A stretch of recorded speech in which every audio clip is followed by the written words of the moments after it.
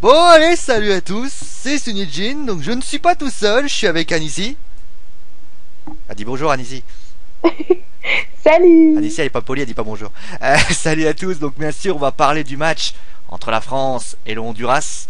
Le score final est assez équivoque, victoire de la France 3-0, donc avec un doublé de Benzema et un but contre son camp du garde du portier hondurien. On a appris d'ailleurs que les Honduras s'appelaient les Honduriens. C'est bien, on apprend plein de choses avec la Coupe du Monde. Et donc on va, comme d'habitude, noter les joueurs de l'équipe de France. On va donc commencer bien avec la prestation collective. On va demander à Anissi qu'est-ce qu'elle en a pensé de la prestation collective de l'équipe de France. Bah, c'était super. Dès le début, on a très bien joué et ça va, on a su tenir face aux Honduriens qui étaient physiques, mais ils ont été uniquement physiques. Donc, Et ce qui est bien d'ailleurs, c'est qu'on n'est pas tombé dans le panneau. Attention quand même, il y en a un qui a failli se faire expulser, hein. Pogba. oui, voilà. Enfin, heureusement, mais ouais, bah, ouais, ça a été quoi. Heureusement qu'on n'a pas, il n'y a pas eu de blessés, etc. Donc ça va. Voilà, et donc très très belle prestation. Alors bien sûr, il faut pas non plus s'enflammer, comme certains médias qui sont en train de dire, voilà, j'ai vu d'ailleurs dans le quotidien, je crois que c'est l'équipe, Karim à la joie, c'est-à-dire carrément c'est Lim à la joie, mais version Karim à la joie. Faut quand même pas s'emballer non plus, c'était le Honduras, la prochaine fois ils affronteront la Suisse. Faire attention quand même. Et la Suisse ont gagné aussi, donc faut s'en méfier, hein. Ouais, il faut s'en méfier et surtout ça a été très difficile, ils ont réussi à gagner et surtout ça serait une autre paire de manches de battre la Suisse que le Honduras. Ouais, c'est clair. Après Honduras, on a su faire la différence avec eux, mais c'est vrai que c'est un premier match, hein, et puis voilà. Allez, tant maintenant, mieux, on a gagné, tant mieux. Enfin, voilà, voilà. a gagné, on a 3 points. D'ailleurs, pour information, le vainqueur du match entre Suisse et France se qualifiera bien sûr pour le prochain tour de la Coupe du Monde. Ça, il faut le savoir. Et donc, bien sûr, on va passer donc aux différents joueurs en question. On va commencer avec le gardien, Hugo Lloris, qu'on a mis la note de 6, hein, pour information. La raison est à peu près simple, hein. Anissi, tu es d'accord avec moi, il a quasiment rien fait. Bah, il avait pas besoin de faire grand chose. Le problème, c'est que comme tu l'avais expliqué, les défenses, enfin les Honduriens n'ont même pas essayé de dominer. Ils ont été, même quand ils étaient menés 1 ou 0 ou 2-0, ils n'ont même pas essayé d'attaquer. Ouais, voilà. En fait, dès le premier but, on a eu l'impression qu'ils ont tout de suite lâché prise et après, quand il y a eu le deuxième but, ça a été encore pire et le troisième, était voilà, quoi. C'était mort, quoi. Donc on l'a mis 6. Ouais, surtout que moi je pense que le seul Hondurien qu'on aurait pu valoriser, c'est le gardien, parce que sinon on aurait pu avoir 6-0, hein, même. Ouais, franchement, il a sorti de beaux arrêts. Il y a aussi la transversale qui a un peu pas mal aidé les Honduriens. Mais c'est vrai que Lloris, voilà, on lui met 6. Alors c'est pas du tout une sanction, hein, par rapport à. Mais malheureusement, comme il a rien fait, hein, on va pas non plus lui inventer des trucs. Et voilà, on peut pas le. Oui, c'est ça. Et après, on va passer à Debuchy. Debuchy qui a été très bon. D'ailleurs, pourquoi il a une note supérieure par rapport aux autres défenseurs? Parce qu'il fait entre guillemets une passe d'ess à Benzema qui marque le 3e but.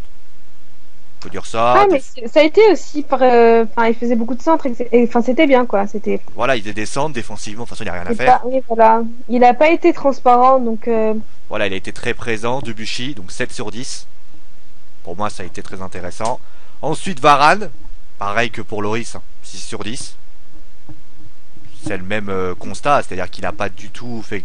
Ils ont rien. Enfin, on peut dire aussi peut-être qu'il y avait un petit peu de profondeur les 10 premières minutes, mais sinon c'était relativement pauvre, quoi. Je veux dire, les Honduriens n'ont pas joué, n'ont pas essayé de dominer la rencontre. Donc pour moi, 6 sur 10 parce qu'il n'a pas fait d'erreur, il n'a pas rien fait de plus. Donc voilà, 6 sur 10 par rapport à ça. Un truc à rajouter par rapport à Varane, Anissi? Bah non, ça va, ça a été. Hein. Voilà, et c'est pareil d'ailleurs que l'autre qui était à côté de lui. Donc. Et tu disais? Tu as tout dit. Voilà, et bien sûr Sako. Bah Sako. C'est pareil. C'est pareil. Avec les deux, hein. Voilà, les deux ils ont fait leur travail et puis voilà. Ils ont fait leur taf. De toute façon, ils n'avaient pas grand chose à faire. Donc Sako, 6 sur 10 par rapport à ça. Et c'est pareil pour Evra. Alors Evra, certains trouveront peut-être un petit peu sévère. Il a fait beaucoup de centres, c'est vrai. Mais la différence entre Debuchy et Evra, c'est qu'il y a eu une passe décisive de Debuchy, chose que Evra n'a pas fait. Et on avait l'impression, enfin je sais pas toi, mais Evra avait l'air d'être sur une jambe. Je sais pas si c'est ton impression. Oui, mais dès le début du match, il s'est blessé. Enfin, je sais pas. Enfin, il a eu mal, donc du coup, bah, je sais pas, je l'ai senti un peu faible pour ce match, Evra. À noter d'ailleurs qu'il a pris un carton jaune. Il y a pas mal de cartons jaunes hein, en équipe de France. Oui, ouais, c'est Je vrai. crois qu'il y a Cabaye, il y a Evra qui a pris un carton jaune, Pogba qui a pris un carton jaune. Ça commence à faire beaucoup pour un seul match en Coupe du Monde. Allez, maintenant on va passer au milieu de terrain. Cabaye. Qu'est-ce qu'on a pensé de Cabaye? Un Parisien. Bah, écoute, bah, ça a été, hein. Bah, enfin, il a su se démarquer. Il a fait une belle passe à Benzema pour le but, donc ça a été cool, quoi. Voilà, donc il a fait un très bon match. Il a surorienté le jeu. Il a été. Moi, je l'ai trouvé très bon. Alors après, attention parce qu'il est sorti blessé. Il y avait des problèmes aux adducteurs. C'est pour ça que Rio est sorti. Ouais. Alors, si Rio est rentré. Attention quand même, Johan. En tout cas, j'ai trouvé quand même que Cabaye, il est dans cette position-ci. Ce qui est assez étrange d'ailleurs, c'est qu'au PSG, il a du mal à se révéler dans cette position. Et finalement, bah, en équipe de France, ça marche super bien. Il distille de bons ballons. Et c'est super sympa par rapport à ça. Ensuite, on a celui qui nous a fait très peur, c'est Pogba. Ah oui, bah lui. Parce qu'il aurait très... Bon, il nous offre un penalty, ça c'est sympa. Mais on a vu, bon après, je sais pas si t'as vu l'image, il y a aussi le fait que le Hondurien lui marche dessus. Ah oui, oui, j'ai vu. Oui, mais est-ce qu'il doit répondre? Non. Parce que, sincèrement, il était pas loin de l'expulsion. Faire attention. Ouais, j'ai eu peur. J'ai eu peur, je me suis dit non, non, pas toi, non. Non, ne fais pas ça. Enfin, j'avais l'impression de voir les Italiens jouer quand... non, mais non, non. Bah, ça a été, heureusement, on a eu de la chance, mais... Voilà, il a eu un carton jaune. Sinon, il a bien joué aussi, hein. Oui, il a bien joué, mais attention quand même à ses excès d'humeur. Faut qu'il se modère. Parce que... Ouais, c'est ça. Faudrait qu'il Enfin, ouais, il faut qu'il se calme légèrement. C'est pas méchant, mais... Voilà, quoi. Voilà. Exactement. Voilà quoi. J'aurais pas pu dire mieux. Bah, le fair play, quoi. C'est tout. Et maintenant, on va passer à Blaise Matuidi. Effectivement. Qu'est-ce que tu peux en dire de Blaise, qui a été très bon encore hein. Ah non, mais... Bah, il porte bien son surnom, hein. L'homme aux 10 poumons. Voilà, l'homme aux 10 poumons, que j'aime tellement l'appeler. Merci de faire des dédicaces. Blaise Matuidi, impressionnant. Et surtout, ce que j'aime, lui, c'est se projette souvent à l'avant. On le voit souvent dans la surface de réparation, d'ailleurs. Et c'est dommage, d'ailleurs, il a pu marquer, parce qu'il a failli... il a tiré sur la transversale, donc...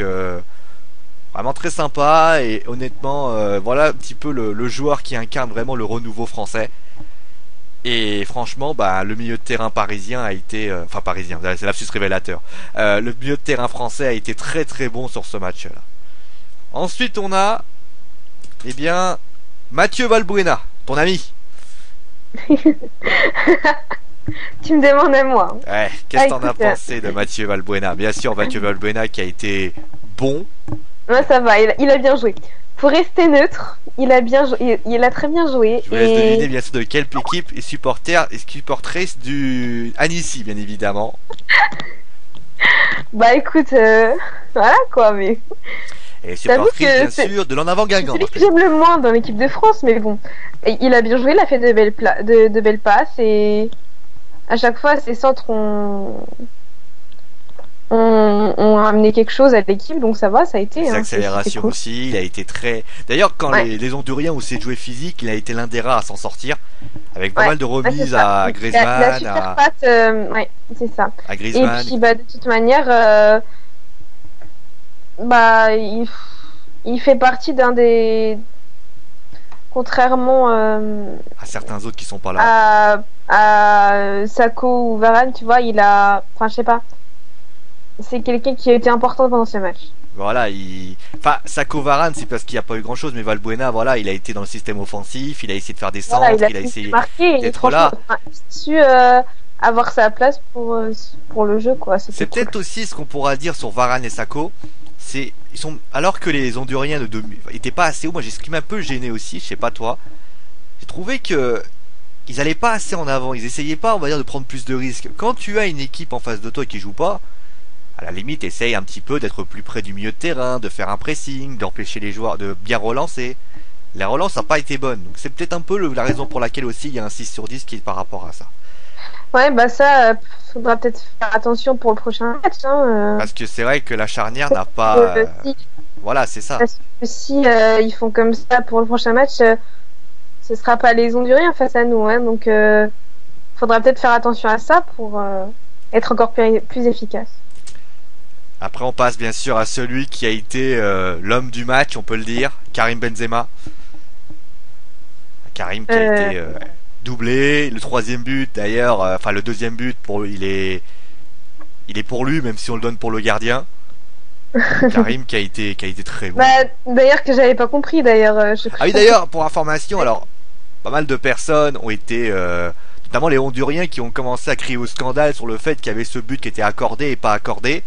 En fait, c'est ce qu'on appelle, en fait, il y a un nouveau système de technologie qui consiste en fait à sur la ligne, et quand eh bien le ballon est rentré, l'arbitre reçoit une sorte de pichenette, une sorte de mode vibreur qui lui dit notification sur sa montre électronique. Voilà, une notification pour dire le but est rentré. Donc, étant donné que le but était rentré, mais ce qui s'est passé, c'est que lorsqu'il a pris le poteau, il a frappé, le ballon était pas rentré et puis il est rentré. Parce qu'après, il y a le gardien qui fait je sais pas quoi, il prend une espèce de prise de catch qui fait que malheureusement, le ballon eh bien, est rentré. Et donc, c'est pour ça qu'il a un but contre son camp. Donc, les gens qui disent ouais, Karim Ben, il n'aurait pas dû accorder le but. Si, puisque en théorie, le ballon est rentré après. Faut suivre toute l'action. Parce que si vous suivez pas toute l'action, forcément, c'est compliqué. Mais sinon, il a été très bien. Hein. Sinon, à part ça, doublé. Ah, mais super, moi, c'est mon favori de l'équipe. Hein. D'ailleurs, dès qu'il y a eu la composition de l'équipe pour la Coupe du Monde, j'étais super contente que Benzema soit là. Et... Bah, il est titulaire et contrairement je savais qu'il allait apporter beaucoup de choses à l'équipe et bah, on en a eu la preuve hier. Donc, voilà, c'est ça. Et surtout, moi, ce qui me fait marrer, c'est toutes les mauvaises langues qui disaient à l'époque ouais, Karim Benzema, il est pas bon, Karim Benzema, il marque pas. Et cela, nanani. Ouais, bah, ils ont tous fermé leur bouche là, je pense. Voilà, c'est ça. Et le dernier. Ah, bah le dernier. Antoine Griezmann. Qui... Eh ben, parfait, écoute, parfait. Est-ce qu'il est pas en train de nous faire oublier Ribéry? Si, parce que je t'avoue que bah moi j'ai même pas remarqué quoi. J'avais zappé en fait Ribéry en fait. Voilà. Et bah c'est vrai, j'avais complètement zappé et puis il m'a impressionné. Franchement, je m'attendais pas à ça de lui et peut-être sur la transversale, il est très déterminant. C'est encore trop tôt pour lui. Mais il est très bon. Les 10 premières minutes, j'étais impressionnée par sa façon de jouer. Ça va, il s'est bien remplacé Ribéry et enfin c'est pas Ribéry hein, mais ça va, c'est bien, voilà. Moi, et puis on n'a pas senti le manque en fait. Ce que j'aime bien avec Griezmann, c'est que déjà il reste pas scotché sur son côté gauche. Ah oui, Ribéry il reste scotché sur son côté gauche, donc c'est sympa, mais bon, ça sert à rien. Et surtout, il est disponible, il essaie d'aller à droite à gauche. Très intéressant. Et honnêtement, pour moi, c'est l'un des meilleurs.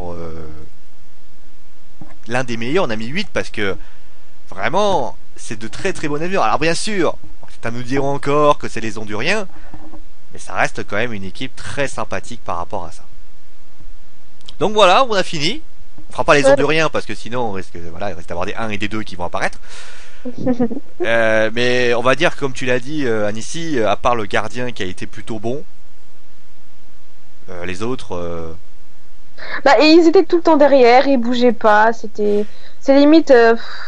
Franchement, j'ai été déçue d'eux parce que je croyais quand même qu'ils allaient mettre un but. Enfin, je savais que. Je vais prendre un exemple. Forts à la base. Ils sont forts hein, à la base, mais je sais pas ce qui s'est passé cette fois.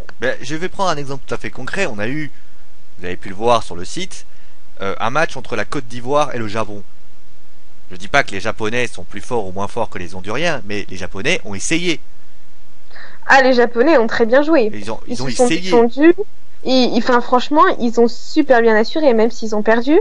Franchement, j'étais content Moi, d'eux, quoi. C'était le Japon que j'attendais, quoi. non, Voilà. mais est-ce que quand il y avait 0-0, on pouvait dire, bon, ils essaient d'assurer le match nul, parce que c'est la France, Oui, hein, oui. l'équipe la plus forte de ce groupe, etc. Quand t'as 1-0, t'essayes pas, tu restes pas derrière, t'essayes quand même de trouver des espaces, t'essayes quand même de te dire j'y vais. Là, ils faisaient des passes à 10, un coup à gauche, un coup à droite, un coup à gauche, un coup à C'était droite. juste un coup de passe pour eux. Et puis, de toute façon, c'est toujours eux qui récupéraient le ballon, donc ils n'arrivaient pas à garder le ballon et à faire quelque chose de concret. C'était un peu décevant de. Voilà, c'est ça. Euh, on va quand même prospecter pour le prochain match de la France, ça sera contre la Suisse, notre paire de manches, comme on l'a dit. Et est-ce que tu penses que la France peut se qualifier pour le prochain match? Contre la Suisse, ça va être plus difficile, hein.